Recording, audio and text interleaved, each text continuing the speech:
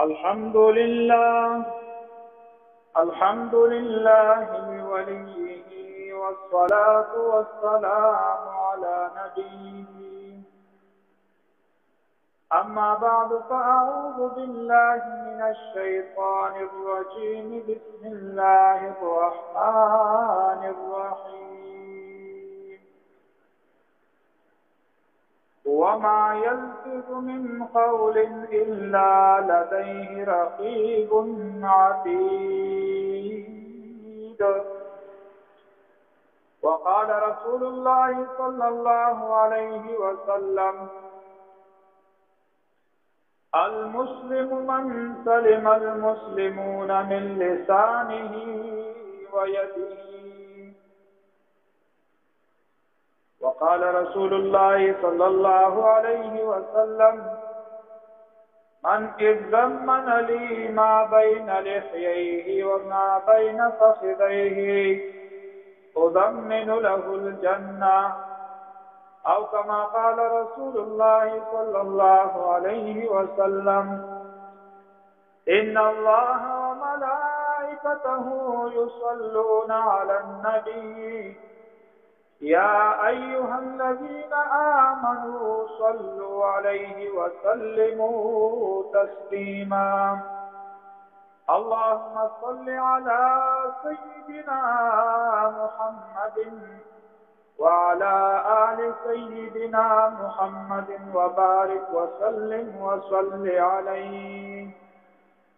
مولاي صل وسلم دائما أبدا على حبيبك خير الخلق كلهم. هو الحبيب الذي ترجى شفاعته لكل هول من الأهوال مقتحم. مولاي صل وسلم دائما أبدا على حبيبك خير الخلق كلهم. محترم مسلمانانو، تو قرآن کریم لگا حصہ مبارکہ آساس مخ کے اول والسلام پدے کے اللہ تبارک و تعالی من اوتاسو ټولو انسانانو ته یو خبرداري راکړي، او هغه دا دی چې تاسو خپل ژبه کنټرول ساتئ، د خولې نه داسې غلط الفاظ بالکل مه وباسئ چې هغه ستاسو دپاره د هلاکت او د تباهۍ او د بربادۍ سبب وګرځي، بلکې د ژبې نه او د خولې نه داسې الفاظ ادا کوئ او باسئ چې هغه ستاسو د دنیا او د آخرت د کامیابۍ سبب وګرځي، د اجر او د ثواب سبب وګرځي. د دې وجې نه قرآن کریم کې الله تعالی فرمایي: وما يلفظ من قول إلا لديه رقيب عتيد. وما يلفظ من قول، انسان چې په کومه خبره باندې تلفظ کوي او د خولې نه څه خبره وباسي، د فرشتي کرام الکاتبین هغه ورته ناست دي تیار، او هغه ځان سره لیکي الا لديه رقیب. د دې انسان سره رقیب حفاظت کوونکی، نگرانی کوونکی، عتید فرشتي تیار ناست دي.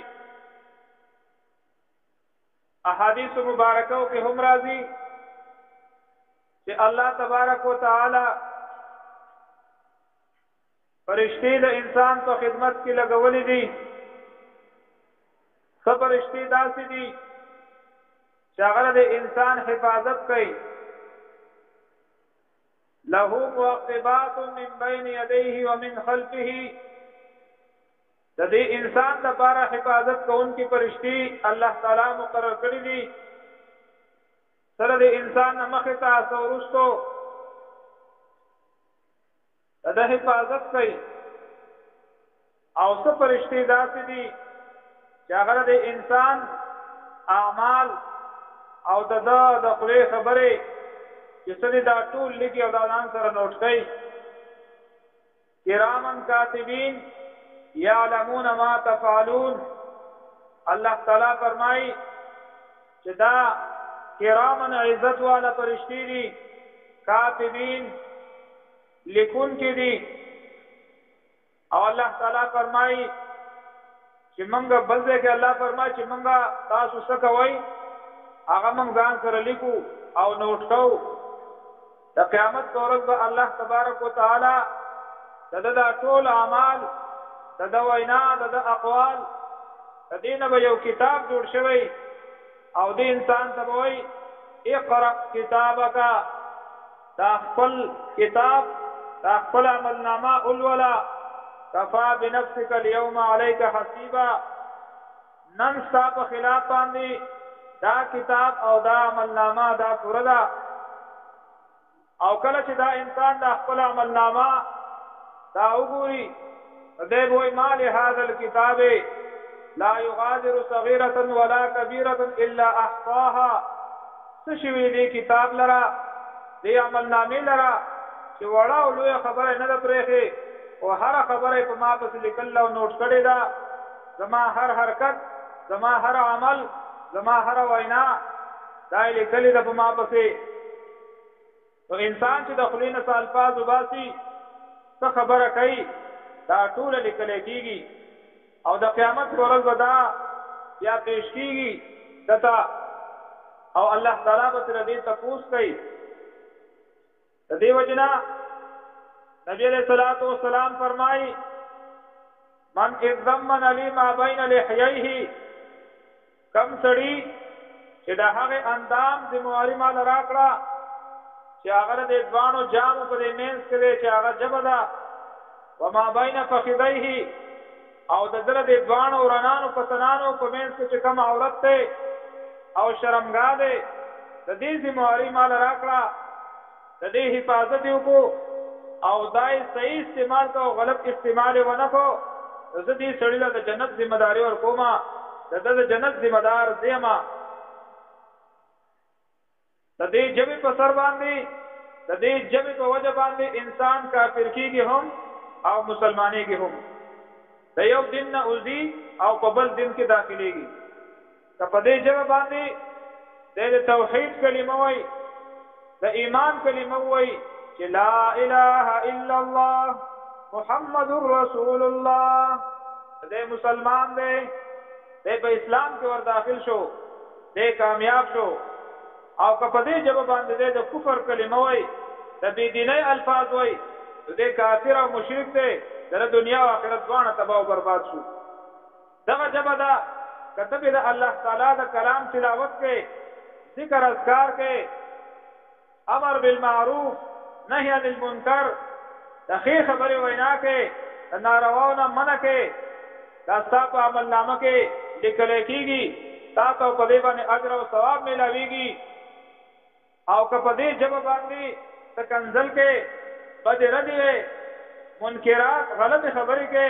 د چا غیبت کې نور ناکار خبرې کې نو دا هم پتا به لیکل کېږي او دا بستاد تباہی او د بربادۍ سبب ګرځي د دې جبې په وجه باندې انسان کامیابیږي هم او ناکام کیږي هم بس یو څو الفاظ دي چې هغه ادا شي نو انسان یا کامیاب یا ناکام د دې وجنه د جبې استعمال ډېر زیات دی او د دې نقصانات او ضرر هم ډېر زیات دی او جبه یو د دې څه نقصان دی چې هغه نقصان بیا ورکیږي نه هغه ختميږي نه د دې ضرر ډېر زیات دی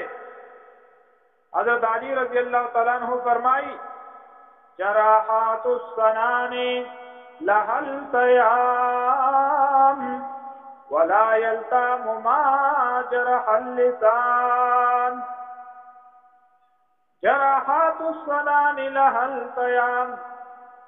د ترو او د نیزو او د غشو زخمونه دا جوړیږي مرهم پټه ولوږي هغه خشي ولا يلتام ما جرح اللسان لیکن هغه زخم چې هغه په جبه باندې وشي هغه بیا چرته نه جوړیږي د جبه زخم دا ډیر ناکاري یو انسان په سپیړه هوا په چاړه چړکې هوا هغه به ته موافق کی او روغه جوړه به سره وکي او د جبه نه اکثر داسې خبره اوزي د خلینا چې د انسان هغه ځله پر هر کی هغه ځله زخمی کی ځله خپه کی نو که په ظاهر اساس سره هغه روغه هم کی او بیا هم په ځل کې هغه داغ پروتي هغه داغ خپل نه پریږي د جبه ضرر ډیر زیات دی استعمال ډیر زیات دی د دې وجنا حدیث مبارک کی نبی علیہ الصلوۃ والسلام فرمائی المسلم من سلم المسلمون من لسانه ويده کامل مسلمان هغه دی چې داغه د جبنا او داغه د لاس نه بل مسلمان ته ضرر او تکلیف ونه رسی نور مسلمانان د جبه او د لاس نه محفوظ وي او صحیح سلامت پاتې شي دا کامل مسلمان دی نو په دې حدیث کې جناب رسول الله صلی الله علیه وسلم د جبی خبره مخکې کړې ده چې من سلم المسلمون من لسانه ويده لا ترست کړه ده د جبی ضرر دا ډېر ناکاره ده د جبی استعمال عام ده د دې وجه نه من او تاسو له پکار ده چې خپل جبی هغه کنټرول ساتو اته چې زمونږ او تاسو ده جبی نه داسې الفاظ دي چې داغه په وجه باندې زمونږ او تاسو نه مالک حقیقی زمونږ او تاسو معبود زمونږ الله هغه زمونږ نه خفشي او ناراض شي او د الله رسول خفشي او زمونږ او تاسو د دنیا او د آخرت د تباہی او د بربادۍ سبب وګرځي په دې جبه باندې زمونږ او تاسو نه مور پلار قرآن دیرونه د کور خلق د گاون خلق یار او دوست هغه را نه خفنه شي قرآن کریم کې الله تبارک وتعالى د والدینو په باره کې هم فرمایي الله تعالی فرمایي چې موږ انسان ته وصیت کړی دی او موږ ته حکم کړی دی چې د مور پلار سره ښه سلوک کوئ وبالوالدین احسانا لا تقل لهما اف ولا تنهرهما دې خپل مور پلار ته اف قدر مه کوئ دا اوف معنی دا ده چې د جبې نه داسې الفاظ مو باسا داسې خبره مو باسا چې ستا مور و پلار په ستا نه خفه شي هغه پریشان شي ولا تنهرهما او دا به پرې رټې نو هغه به نه رټې هغه ته به تیزې تیزې خبرې نه کوې بلکې قرآن کریم کې موږ او تاسو ته الله تبارک وتعالی فرمایي وقولوا قولا سدیدا حق وینا کوئ قولا میسورا قولا معروفا نرم خبرې کوي پستی خبرې کوي وقول للناس حسنا او خلقو ته کلی خبرې کوي خوش اخلاقی استعمالوي ادفع بالتي هي احسن واذا الذي بينك وبينه عداوه كانه ولي حميم یو سړی ته ناکاره خبر وکړه پور استغوی بدر دیوی او ته دا هغه جواب په خوش اخلاقی سره ورکې کولی خبرو کې نرمه او پسته خبرو کې نو هغه سړی چې ستا دشمن دی هغه به ستا دوست جوړ شي او نبی علیہ الصلوۃ والسلام فرمایي ان اکمل المؤمنین ایمانا احسنهم خلقا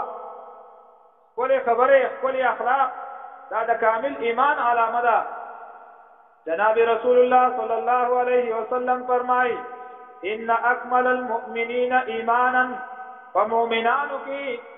د ایمان په اعتبار سره د ټولو نه کامل ایمان والا انسان هغه دی احسنهم خلقا چې د اخلاق د ټولو نه ډیر زیات ښایستوي د دې وجه نه زموږ او تاسو د محبوب پیغمبر صلی الله علیه وسلم دا خبر ډیره ښایسته وي ډېرې خوږې وي ډېرې نرمې او پستې وي هغه د چا سره داسې په سخت کلامۍ سره مخاطبه نه ده کړې د چا سره مټاکې نه دي ویلي چا ته یې بدې ردې نه دي ویلي چا ته یې خیرې هم په وس سره نه دي کړي خلکو به سره بد کول ضرر به رسوو نبی علیہ الصلوۃ والسلام به معافي کوله موږ او تاسو له پکار دي چې خپل ژبې دا کنټرول وساتو هسې نه چې د دغه ژبې په وجه باندې زمونږ او ستاسو ایمان برباد شي زمونږ او ستاسو دنیا او آخرت برباد شي جناب رسول الله صلی الله علیه وسلم فرمایي داسې یو زمانه را روانه ده چې سهار کې به یو سړی مسلمان مؤمن وي لیکن چې کله ماسخوتن کېږي ماښام کېږي دنه به ایمان تلی او ماښام ماسخوتن کې به دی مسلمانې چې سهار کېږي دی به کافر شوی دنه به ایمان تلی د هغې وجه څه ده چې دغه خولې نه به داسې الفاظ وتلي چې دی به ځان مسلمان ګڼي او ځان ته مسلمان وایي خو د هغې الفاظو په وجه باندې به دی د ایمان او د اسلام د دایرې نه وتلی او دی به بېدینه شوی دی به کافر شوی دا ژبه چې دا د دې ډېر غټ اثرات دي په خیر کې هم استعمالېږي او په شر کې هم استعمالېږي خو په شر کې د دې استعمال چې دی هغه ډېر زیات دی او په خیر کې استعمال د دې ډېر کم دی د دې وجې نه موږ او تاسو له پکار دي